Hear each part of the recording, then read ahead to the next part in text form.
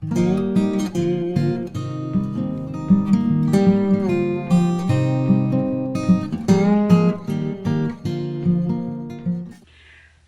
everyone.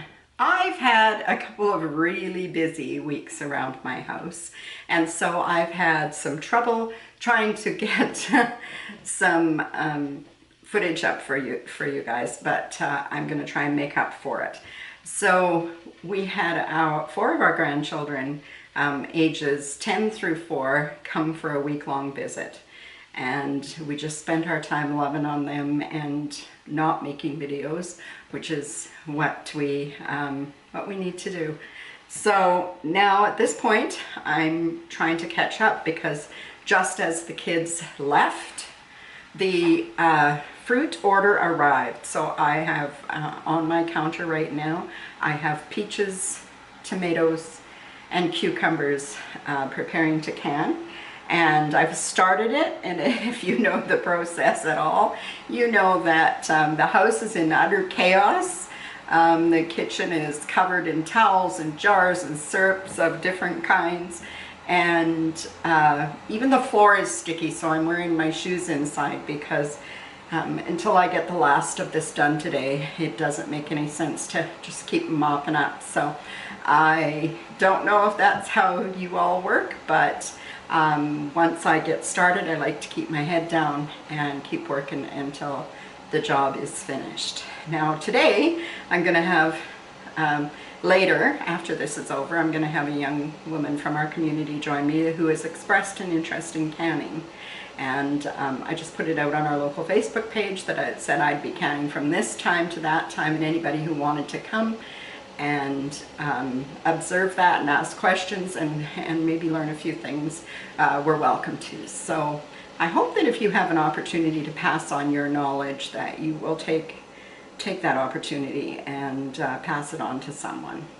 So without further ado, what I'm going to work on today is some pickled peaches. The recipe is from an old cookbook from 1871, and I made a batch yesterday, and today I'm going to work on maybe making it a little bit lighter. So let me go through the process with you. So the first thing we have to do is to pick out some peaches that that are in pretty good condition.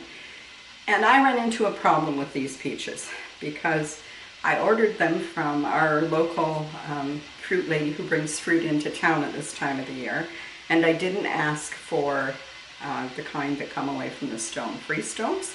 So I have clingstones. So any of them that don't make a reasonably nice presentation, I'm cutting them in half. I will set aside and I'll make jam out of those. So the first thing we have to do is get them into the pot of hot water in the stove, which will help the skins to slip. And then I will put them into the sink of cold water that I have waiting, and we will carry on with the process. So now I'm reasonably sure I've shown you this process before, but just as a reminder, we just pop the peaches right onto a spoon and let them gently fall into the hot water. And this requires only about maybe 30 seconds, especially if the water is as hot as this water is in this pot. You don't want to overcrowd the pot because then you don't know, if you can get them all in quickly, then you know that they're all ready to come out of there at the same time. I usually use a bigger pot for this process because I can do more that way, but I have syrup in my big pot. So those are the things that happen when you're, yeah, and I think these guys are slipping. So I'm going to start just to transfer them to the sink, which is just a reach away. And we still want to, peaches bruise really easily. So even at this point, we want to make sure that we're handling them gently because the bruises will show if we are not careful with them. I've already done about 16 jars of just sliced peaches that we, just enjoy that way, or I open a jar to make a cobbler or something along that line. But I was just trying to work with other ways, and when I come across this old cookbook, I thought it'd be a rare opportunity to take advantage of doing up some peaches in a little different manner. If you've ever canned crab apples, I would think that this syrup is probably pretty close to what you would find with canned crab apples. So I will bring you back when I'm done with this. So I have the peaches with the skins all slipped off. And before I start cutting them and putting them in my preheated jars, I'm going to get the syrup going for them. So, as I said, it was fairly sweet yesterday because I was following the recipe to an absolute T. And I think today I'm going to change that up a little bit. So the recipe called for 3 cups of sugar, 1 cup of white vinegar, and 1 cup of water. And I'm just not happy with that amount of sugar.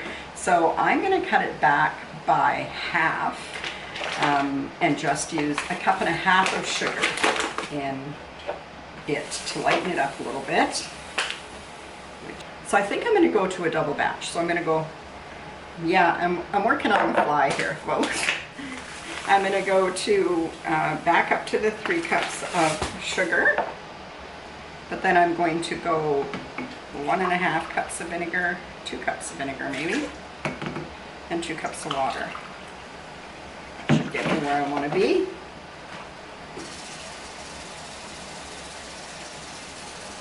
Do you guys ever find these recipes and you tweak them to make it work for yourself? I sure hope you do. Especially out of some of the old cookbooks where they did things old school. I know that there are concerned that maybe some of the old school recipes were not as safe, perhaps, as ones that have been tested. But my thought about it is that if it managed to make it into a cookbook, it had been tested and was found to work well. So that makes me not afraid to use it.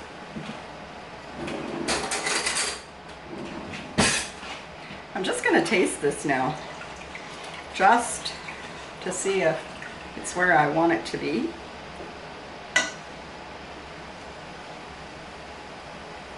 Holy moly. There's a lot more vinegar in there than I had anticipated there would be. So the only way to cure that is to up the sugar, unfortunately. Or add a little more water maybe. I'll try that first.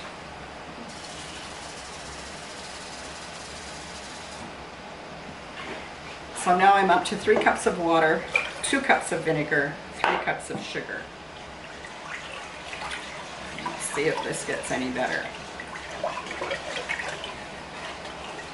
I know that old recipes used to rely heavily on the sugar to help with the processing, but then they were processing in a whole different manner than we are today. So there are a lot of recipes that we can cut the sugar in. There are some that you can't, like if you're making jams or jellies, unless you're using the correct kind of pectin.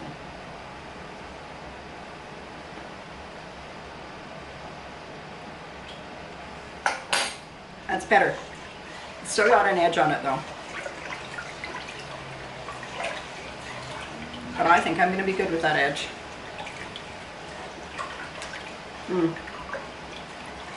So I'm going to put it onto the stove now, and I'm going to bring it up to a simmer.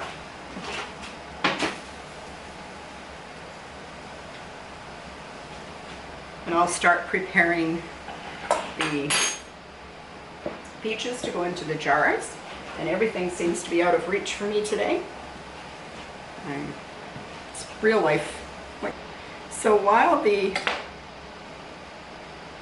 syrup is sitting on the stove, I'm going to try as nicely as possible to split these peaches and get some nice halves.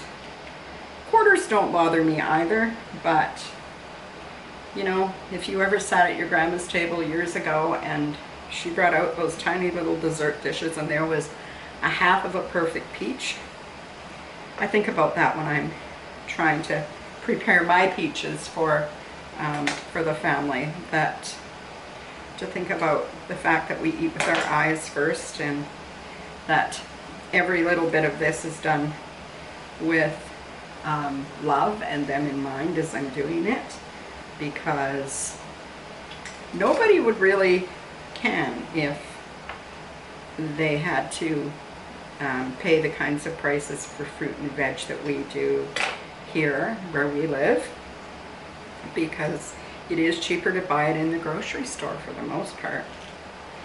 But I like to follow this old tradition, and I'm sure hoping I can teach it to all my nieces and granddaughters and everyone who will pay attention, because I think it's kind of a form of expression of love that people are forgetting about because it's not happening all the time.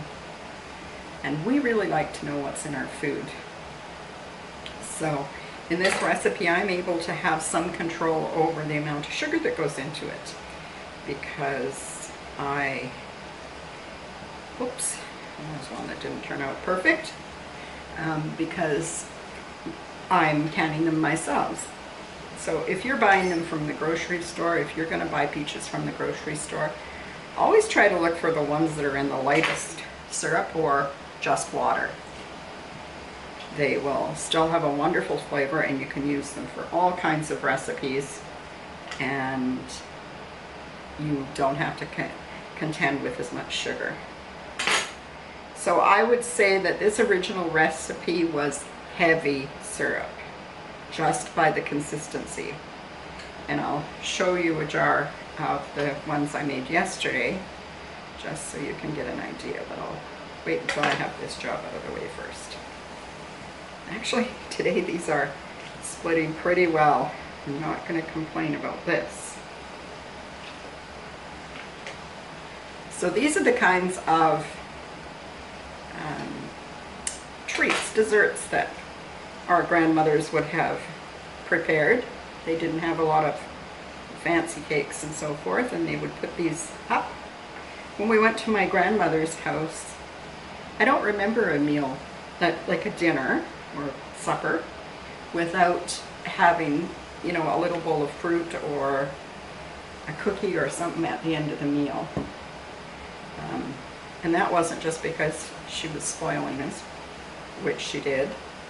It was just part of their food culture, was to have a little bit of dessert at the end of it.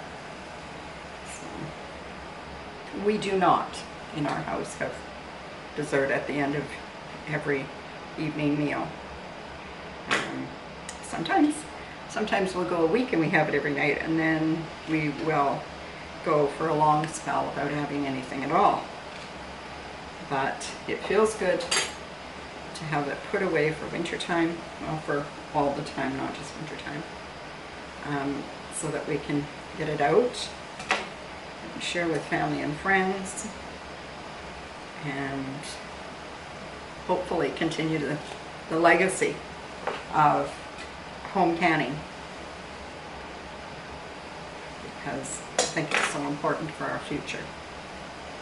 Okay, I think I've got quite a mess of them done up here, so I'm ready to move on to the next step with you.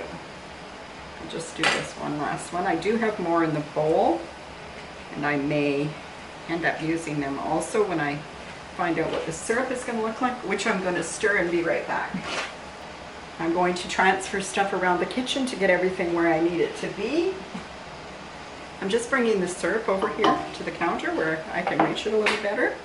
And now I'm going to pour out, hopefully on a dry spot on the counter, because everything gets wet here. I'm going to pour out a pile of cloves. And so the process here is to put maybe 3 or 4 cloves in a half a slice, and just gently drop that down into the syrup. and just keep repeating that process. I know that not everybody probably had an opportunity to know their grandparents who would have done all these steps and methods. And I'm really glad that I had that opportunity, because although my Grandma Ellen wasn't a fantastic cook, she was a really good canner and preserver, and she grew big gardens and taught us the importance of having food security, because she was definitely food secure. She had her root house, and she had shelves lined with canning, and once she got electricity, then she also included in her arsenal of food preserving methods freezing, and from that point on we never had another mushy pea, thankfully. She canned everything. The best conversations with Grandma were, believe it or not, on our hands and knees when we were in the garden weeding. And she was a chatty one, and we were not always that happy to be there. But that's where we learned lots of life lessons, and where we learned about her and her family and the hardships that they faced. Our family, while we live in British Columbia and Canada, on both sides of my dad's side of the family, they immigrated from the United States to Canada. So we had, on my father's side, our roots came from Germany for the most part, and then my grandmother's people, whose surname was Imler, settled in Pennsylvania, where they were for many, many moons. And then some of the family immigrated to Canada, and I'm from that bunch, the George Imler family. And then on my dad's father's side, they immigrated from Germany and found shelter for their family in Iowa. And I'm sure that there's probably members of my family there still that I just haven't connected with at this point. So we, well, our area doesn't have a long history because it's only been settled about 130 years. My family definitely came here at the very beginning times of those early settlers. And it's not that different on my mother's side. They were here by 1903 and continued to stay.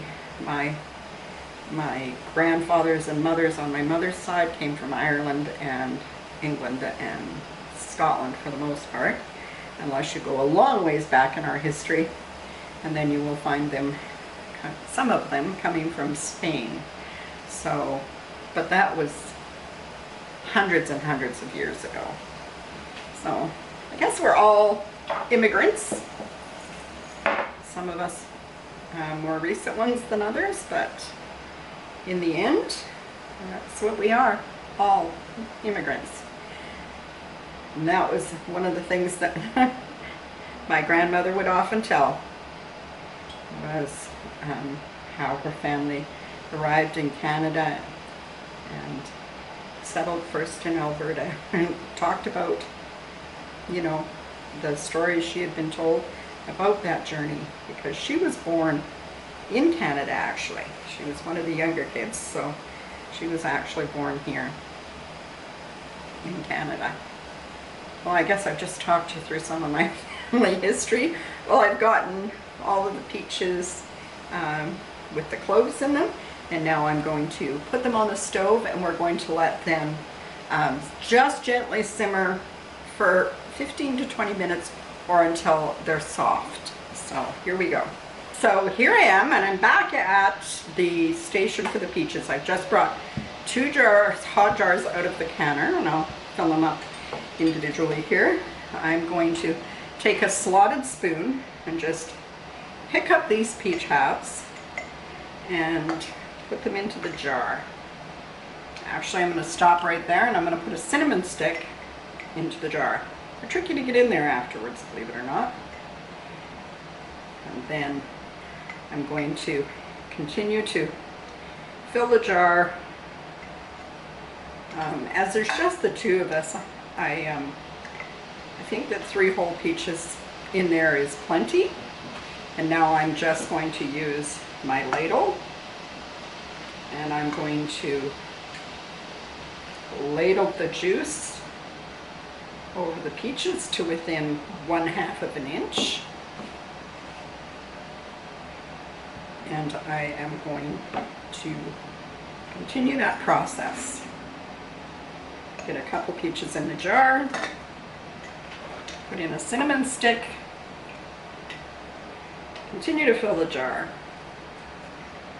Now, if you've ever had crab apples that have been spiced up, that this flavor will be very well known to you because it's the same ingredients, spices that we're using in this one that you would use if you were canning crab apples.